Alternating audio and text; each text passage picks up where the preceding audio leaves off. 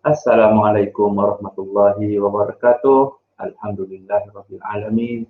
Assalatu wassalamu ala asrafil anbiya'i wal mursalin wa ala alihi wa sahbihi ajma'in. Rabbi israh li sadri wa yassir li amri wahlul 'uqdatam min lisani yafqahu qawli. Alhamdulillah, syukur kita kepada Allah Subhanahu wa taala di atas peluang yang diberikan kepada saya, kepada kita semua untuk terus mengorak langkah untuk menyemarakkan tulisan Jawi melalui program 30 minit cepat pandai Jawi. Jadi hari ini 11 Julai bersamaan dengan 1 Zulhijjah, kita bersama-sama berkongsi topik penting dalam sistem ejaan Jawi. Jadi sebelum itu, terima kasih juga saya ucapkan kepada semua kru-kru tim E-Murabbi KPM, ahli persatuan, Munshi Dewan Jawi, Dewan Bahasa dan Pustaka, rakan-rakan guru, murid-murid, penonton-penonton yang ada di hadapan siaran kita sekarang ini. Jadi sebelum kita meneruskan lagi perkongsian kita pada hari ini, saya memperkenalkan diri saya, Roslan bin Abdul Hamid, bertugas di SK Kuala Temeling, Jerantut Pahang, Darul Makmur. Saya merupakan Munshi Dewan Jawi, Dewan Bahasa dan Pustaka. Okay, terima kasih awal-awal lagi. Saya lihat dah ramai yang berada di hadapan skrin laptop, skrin handphone, skrin TV masing-masing menunggu program yang baik ini. Di sini saya lihat ada Muzakir, ada Solehah, ada Siti Aisyah. Siapa lagi ni? Ada Solihin, ada Adriana, ada Halimah. Ya, terima kasih. Ya, Assalamualaikum. Ya, Waalaikumsalam. Waalaikumsalam. Ini guru saya ni. Yunus Macimbing. Ya. Tak asa wada lausa. Hai lausa. Hau chẳng se jamai akan tahu ni lah. Cen tahu ni cen tahu cing lausa. Okey. Terima kasih semua kerana berada. Jadi teruskan bersama dengan saya. Kita akan bincangkan topik yang sangat penting dalam sistem ejaan Jawi. Okeylah, jom kita teruskan perkongsian kita pada hari ini. Jadi apa tajuknya? Jadi sebelum kita teruskan, mari kita dengar satu lagu.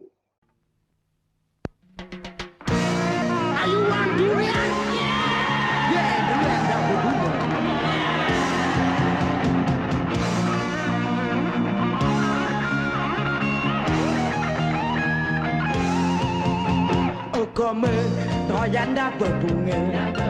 Emak kita minang anak dara. Anak dara bodoh. Teman jumpa di padang Tenggala. Kata drama, sakit jatuh cinta.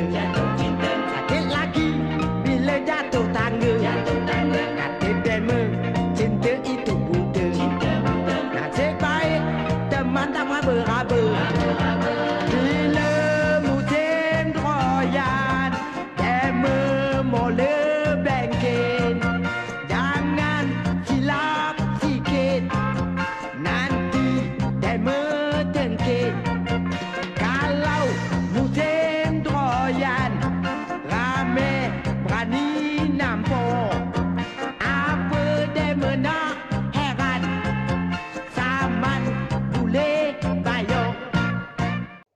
Okey, baiklah. Baru sebentar tadi kita mendengarkan lagu Durian yang didendangkan oleh Mr. Oz. Dan sebelum ni kita dengar lagu Kau Kekasih Awal dan Akhir, kemudian Ikan Kekek. Hari ini saya kongsikan lagu Durian. Okey. Apa kaitannya dengan tajuk kita hari ini? Baik. Menariknya apabila kita sebut durian, musim durian hari ini, perasan tak bila kita sebut durian, dia mempunyai variasi ataupun variasi durian yang berbagai. Okay, dia ada nombor. Contoh durian D24, ada D101, ada D13. Apa yang saya nak kongsikan pada hari ini, nombor-nombor berkenaan juga terdapat dalam sistem ejaan Jawi. Jadi, tajuk kita pada hari ini ialah perkataan yang mengandungi KT5 dengan betul. Dan kita juga akan mengetahui teknik untuk kenal pasti perkataan yang mengandungi KT5 dengan teknik coin sorter. objektif kita untuk perkongsian hari ini ialah kita dapat mengenal kata yang mengandungi hukum KT5 dengan betul. Kemudian kita dapat mengenal pasti ciri-ciri perkataan yang mengandungi hukum KT5 dengan betul. Dan yang terakhir, kita dapat mengeja kata yang mengandungi hukum KT5 dengan betul. Okay, di situ boleh faham ya. Jika ada yang tersangkut-sangkut yang tak faham, boleh tanya di ruangan komen di bawah. Baiklah, sebelum kita lanjutkan lagi, kita lihat dulu perkataan-perkataan yang ada di skrin sekarang. Okay. Ada 6 perkataan untuk kita tinjau dahulu, kita buat inference. Contoh perkataan yang pertama adalah bara, B-A-R-A. Kemudian perkataan kelapa, kemudian perkataan tuala, perkataan nganga, perkataan terasa, dan perkataan pelawak. Mari kita perhatikan apabila perkataan-perkataan ini ditulis dalam Jawi, tidak semua huruf A yang berakhir dilambangkan dengan alif. Setiap suku kata yang berakhir dengan A tidak dilambangkan dengan alif. Perasan tak? Kan? Mana perkataan yang tak? Yang berakhir dengan A tapi tak dilambangkan dengan alif? Cuba jawab di ruangan komen. Ya, betul Solihin. Kelapa tak ada alif. Okey, lagi? Ya, Syakir. Terasa, betul? Pandai. Betul, terasa. Yang lain-lain tu ada alif. Tapi kenapa ya? Kenapa yang sepatutnya ada alif tapi tidak dilambangkan dengan alif? Yang ni kita nak bincangkan untuk topik hari ini. Baik. Sebelum tu kita lanjutkan dengan takrifan KT5. KT5 bermaksud konsonan terakhir berpola suku kata terbuka dengan vokal A di akhir suku kata. Disyaratkan suku kata perakhirnya juga adalah suku kata terbuka dengan vokal A. Konsonan terakhir ada 5 huruf iaitu D, R, L, W dan NG. Jika kita tukarkan kepada huruf jawinya adalah dal, ra, lam, waw dan ngah. Dan hukum mengeja KT5 ialah tidak gugur alif. Contoh perkataan yang mengandungi KT5 antaranya ialah bara, jala, sawa, suara, nganga, lada, tuala dan belanga. Semua perkataan ini berakhir dengan suku kata terbuka A. Bara, jala, sawa. Kita pecahkan dulu dengan cara ataupun dengan teknik kita asingkan dulu dengan teknik buih yang telah dikongsikan oleh Ustazah Dalilah pada siri yang pertama. Okey, nganga. Okey, lagi tuala, belanga. Okey, saja. Okey, perhatikan semuanya berakhir dengan A, A, A, A, A, A, A, A dan A. Bagaimana kita nak pastikan bahawa perkataan-perkataan ini adalah perkataan yang mengandungi hukum KT5? Macam mana kita nak uji? Baik, jom kita lihat dulu apakah bahan ujian kita ataupun apakah alat yang kita nak uji untuk pastikan perkataan ini adalah perkataan yang mengandungi KT5. Lihat video ini.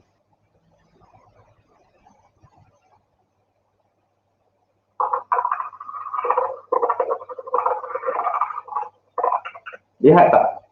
Okey, ini adalah dinamakan sebagai consorter. Apa maksud consorter? Iaitu penyusunan duit siling. Contoh kalau kita ada banyak duit siling raya tahun 2019 kan. Banyak tabung kita penuh dengan duit siling. Kita takkan kira satu-satu lambat kan. Jadi kita hantar ke bank, bank pun tak kira juga secara manual. Dia akan letakkan dalam satu mesin. Mesin itulah dinamakan sebagai consorter ataupun counter. Kira duit terus kan. Jadi diasingkan jenis-jenis duit yang ada, duit 10 sen, duit 5 sen, duit 50 sen kan, diasingkan dah terus. Jadi itulah teknik kita akan gunakan dalam hukum KT5. Baiklah, ini adalah keratan rentas ataupun contoh bagaimana kita nak gunakan teknik consorter ini. Di atas tu saya buatkan beberapa kolom kotak, untuk kita letakkan beberapa perkataan. Kemudian di sini adalah, di akhir sekali adalah untuk suku kata akhir. Manakala yang kedua akhir kita namakan sebagai suku kata pra-akhir. Di sini sebagai suku kata, sini pun sebagai suku kata. Bagi ruangan suku kata akhir, dia akan masuk ke dalam kolom ini. Suku kata pra-akhir akan masuk ke sini. Hasilnya akan jatuh ke bawah ni nanti. Ini sebagai gambaran bagaimana kita nak gunakan coin sorter sebagai teknik mengenal pasti perkataan yang mengandungi hukum KT5. Ini adalah kerata rentasnya. Gambaran setelah apa yang kita lihat tadi. Contoh, apabila perkataan bara kita letak di atas 5. Baik, kita pecahkan dulu kepada suku kata bara. Baik. Yang ni adalah suku kata akhir. Pandai. Yang ni adalah suku kata pra-akhir. Baik. Jadi suku kata akhir akan masuk ke kolom ini. Maka suku kata pra-akhir akan masuk ke sini. Apabila suku kata akhir yang berbunyi ra akan masuk ke kolom suku kata akhir ini, adakah dia tersenarai sebagai KT5? Baik, ada. Ra ada. Jadi, dia akan masuk ke ruangan bawah. Seterusnya untuk suku kata pra-akhir, dia akan masuk ke sini. Cuma kita perlu perhatikan bahawa hanya A saja yang wajib ada. Manakala untuk konsonannya tidak perlu. Apa-apa pun boleh. Itu maksudnya. Kita tengok sini. A ada. Jadi, dia pun sudah lulus untuk masuk ke kolom suku kata pra-akhir. Maka sahlah perkataan ini adalah perkataan yang mengandungi hukum KT5. Seterusnya, bagaimana kita nak mengeja perkataan bara. Jadi kita gunakan teknik tim, iaitu tulis ikut nombor. 1, 2, 3, 4. Bawah pun kita tulis dari arah kanan. 1, 2, 3, 4. Seterusnya, bagaimana kita nak eja perkataan bara ni. Selepas kita tuliskan nombor di atas dan di bawah, kita pun memberikan padanan mengikut nombor. Yang pertama, huruf ba, B sama dengan ba. Nombor 2, huruf alif. Nombor 3, huruf ra. Dan nombor 4, huruf alif. Jadi kita tentukan dulu sambung ataupun tidak.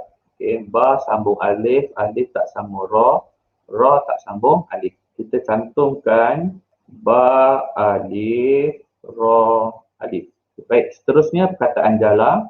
Kita pecahkan dulu suku katanya dengan teknik buih jala. Sini adalah suku kata akhir, suku kata pra-akhir. Suku kata akhir akan masuk ke kolomnya. Suku kata pra-akhir juga akan masuk ke kolomnya. Baik. Apabila masuk sini, adakah la terlibat dalam KT5? Ya, terlibat. Jadi, dia akan masuk ke bawah. Kemudian, adakah ja, bagi suku kata pra-akhir, adakah ja juga ada syaratnya? Ya, ada. Ada A di sini. Konsonannya cuma kita tulis. Ataupun tak perlu, kita turunkan sahaja. Seterusnya, kita eja ikut nombor. 1, 2, 3, 4. 1, 2, 3, 4. Nombor 1 bersama dengan jim. Nombor 2, alif. Nombor 3, lam. Dan nombor 4, alif. Tentukan sama ada sambung ataupun tidak. Jim sambung alif. Alif tak sambung lam. Lam sambung alif. Kita teruskan. Jim, alif, lam, alif. Seterusnya perkataan nganga. Kita pecahkan dulu menggunakan teknik buih. Tandakan suku kata akhir, suku kata pra-akhir. Kemudian apa kita nak buat? Kita masukkan ke kolom suku kata akhir. Bagi yang ini kita masukkan suku kata pra-akhir. Adakah menepati syarat-syarat bagi suku kata akhir? Ya, nga juga ada dalam senarai KT5. Jadi dia boleh masuk ke ruangan bawah sini. Seterusnya, adakah suku kata nga bagi suku kata perakhir juga mengikut syarat bagi suku kata perakhir? Jawapannya ya. Okey, ada a. Ini adalah menempati syarat yang kedua. Jadi dia akan masuk ke kolom bawah. Jadi bagaimana kita nak mengeja? Sebelum mengeja kena pasti dulu hurufnya ada digraf. Jadi bila digraf kita kotakkan dulu supaya kita tak tersalah. Okey. Kenapa tujuan kotak? Kerana kita tak nak ada kesilapan masa mengeja. Apabila kita kotakkan, dia hanya mewakili satu huruf Jawi sahaja. Jadi 1, 2, 3, 4. Okey, bawah pun kita tulis dari arah kanan. 1, 2, 3, 4. Dan bagi nombor 1 dengan nga, nombor 2 dengan alif, nombor 3 dengan nga, dan nombor 4 dengan alif. Jadi kita gabungkan dulu. Sebelum kita gabungkan, kena pasti dulu sama ada sambung ataupun tidak. Nga sambung alif, alif tak sambung nga sambung alif. Jadi kita eja nga alif, nga alif, nga. Okay, seterusnya kita pergi kepada perkataan lada. Pertama sekali kita pecahkan menggunakan teknik buih. Kemudian tandakan suku katanya. Suku kata akhir, suku kata pra-akhir. Jadi dia akan masuk ke kolom sini. Suku kata perakhir akan masuk ke kolom sini. Adakah dah tersenarai sebagai ahli kepada KT5? Ya, ada di sini. Jadi apabila tersenarai, dia akan masuk ke ruangan bawah. Seterusnya, bagi suku kata perakhir akan masuk ke kolomnya. Adakah menepati syarat? Ya, ada di sini. Jadi dia pun masuk ke ruangan bawah. Seterusnya bagaimana kita nak mengeja perkataan lada? Kita tulis ikut nombor 1, 2, 3, 4. Okey, jadi bawah pun kita tulis 1, 2, 3, 4. Nombor 1 lam, nombor 2 alif, nombor 3 dal, nombor 4 alif. Tentukan dulu sambung ataupun tidak. Lam sambung alif, alif tak sambung dal, dal tak sambung alif. Jadi kita sambungkan lam sambung alif, dal tak sambung alif. Seterusnya perkataan sawa. Jadi kita pecahkan dulu seperti biasa. Kita pecahkan mengikut suku katanya melalui teknik buih lagi. Jadi lambangkan dengan suku kata akhir, suku kata pra-akhir. Ada kata senarai sebagai KT5? Wa, ya betul. Wa tersenarai sebagai KT5. Jadi wa masuk ke kolom bawah. Kemudian suku kata perakhir sa, adakah menepati syarat? Ada vokal a? Ya, ada. Jadi sawa adalah perkataan yang mengandungi hukum KT5. Jadi kita jawikan. Kita nomborkan dulu 1, 2, 3, 4. Bawah 1, 2, 3, 4. Okay, nombor 1 kita lambangkan sebagai sin. Nombor 2 alif. Nombor 3 waw. Dan nombor 4 alif. Kita tentukan dulu sama ada sambung ataupun tidak. Sin sambung alif. Alif tak sambung waw, waw tak sambung alif. Jadi kita sambungkan sin, alif, waw, alif. Okey, boleh nampak? Seterusnya, perkataan tuala. Seperti biasa, kita bulatkan dulu. Kali ini 3 suku kata. Okey, kita letak dulu lambangnya suku kata akhir, suku kata pra-akhir, suku kata pertama. Okey, jadi kita gunakan ruang ni pula. Okey, yang ini masuk ke ruangan suku kata pertama, yang ini masuk ke ruangan suku kata perakhir, dan yang ini masuk ke ruangan suku kata akhir. Baik, kita mula daripada hujung. La, adakah tersenarai dalam KT5? Betul, ada.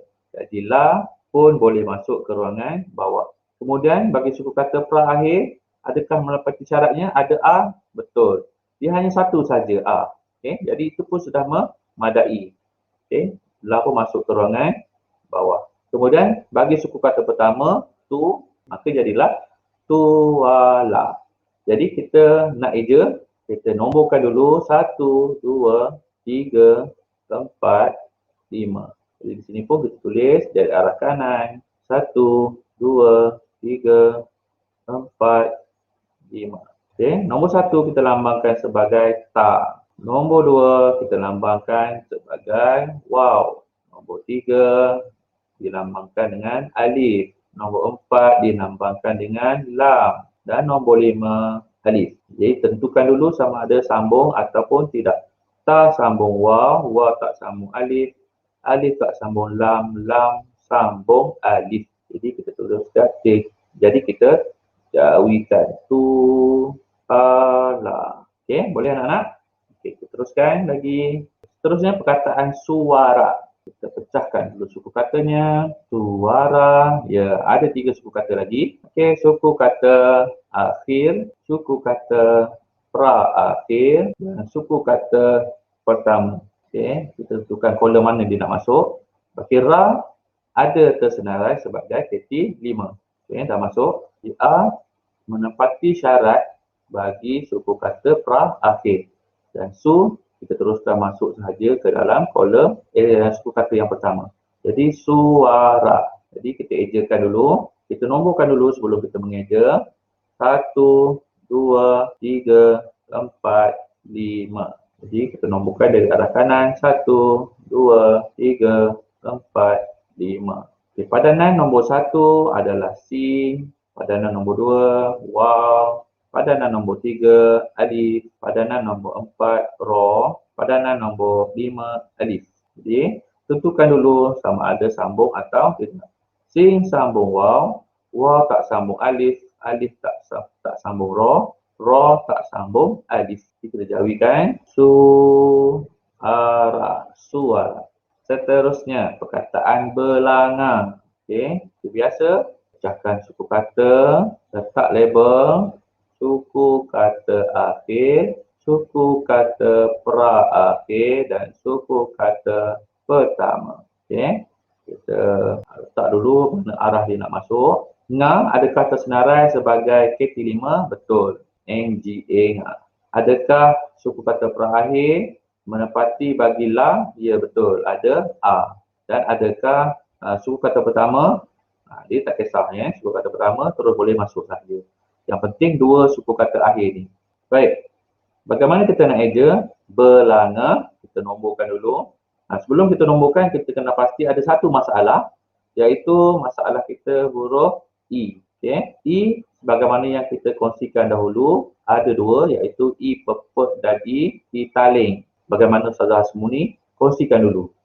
Bila I pepet, kita perlu gugurkan. Jadi kita setelah selesai, tidak ada masalah lain.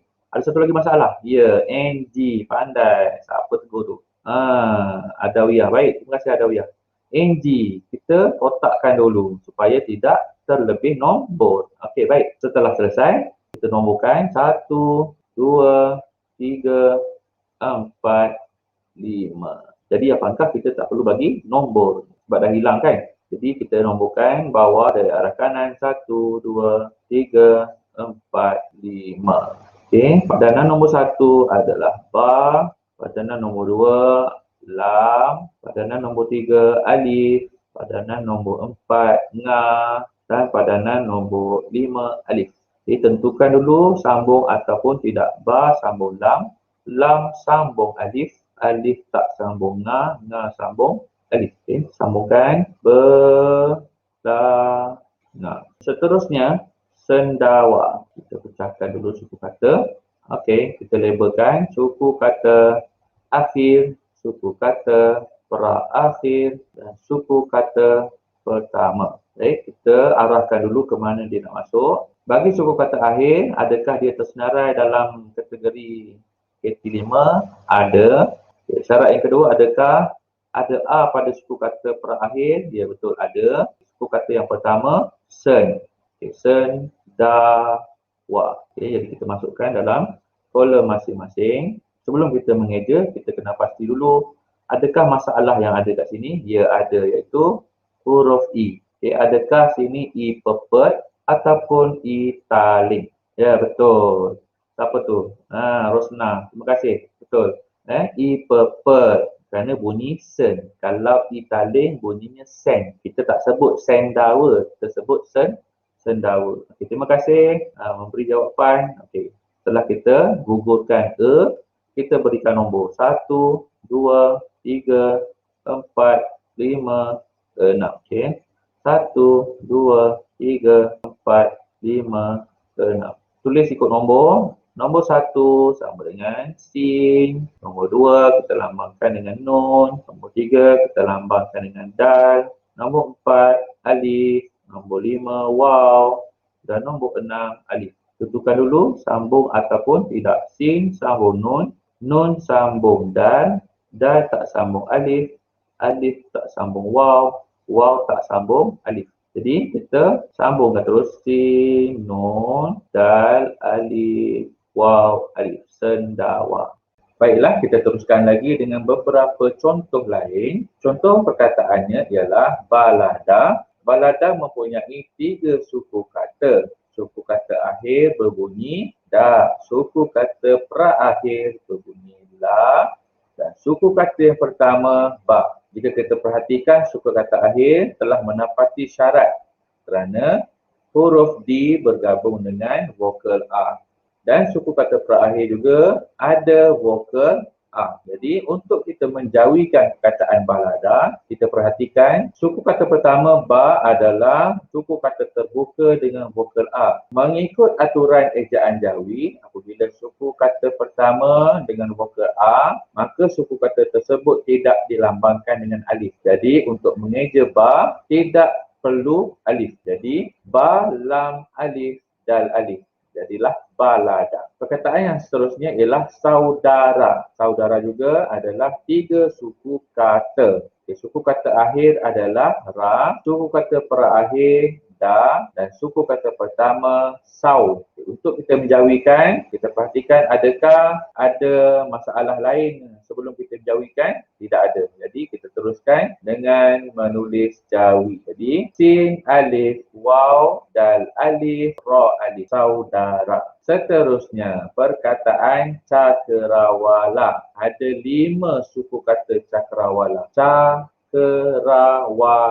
Suku kata akhir berbunyi la, suku kata perakhir wa, suku kata ketiga ra, suku kata kedua ke, dan suku kata pertama ca. Untuk kita menjauhikan, kita perhatikan suku kata pertamanya berbunyi ca, iaitu suku kata terbuka dengan vokal A. Apabila kita menjauhikan, alif pada ejaan ca digugurkan. Jadilah ca, kaf, ra, alif, waw, alif, lam, alif. Cakrawala. Seterusnya perkataan bela sungkawa. Jadi perkataan ini Ustaz jumpa dalam Kamus Dewan Perdana, kamus yang terkini dari Dewan Bahasa dan Pustaka. Jadi bela sungkawa, 5 suku kata akhir berbunyi wa, suku kata perakhir adalah ka. Jadi kedua-duanya menepati syarat KT5. Jadi untuk menjauhikan ejaan bela sungkawa, jadi kita perhatikan ada satu masalah iaitu huruf I pada suku kata yang pertama.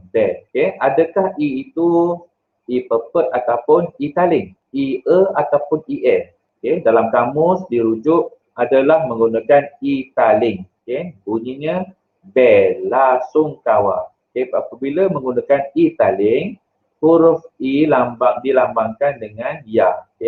Jadi apabila kita jauhikan, ba, ya, lam, alif, sin, waw, nga, kaf, alif, waw, alif. Bela sungkawa. Seterusnya perkataan selanga. Selanga mempunyai 2 suku kata, iaitu sela dan nga. Suku kata akhir adalah nga dan suku kata perakhir sela.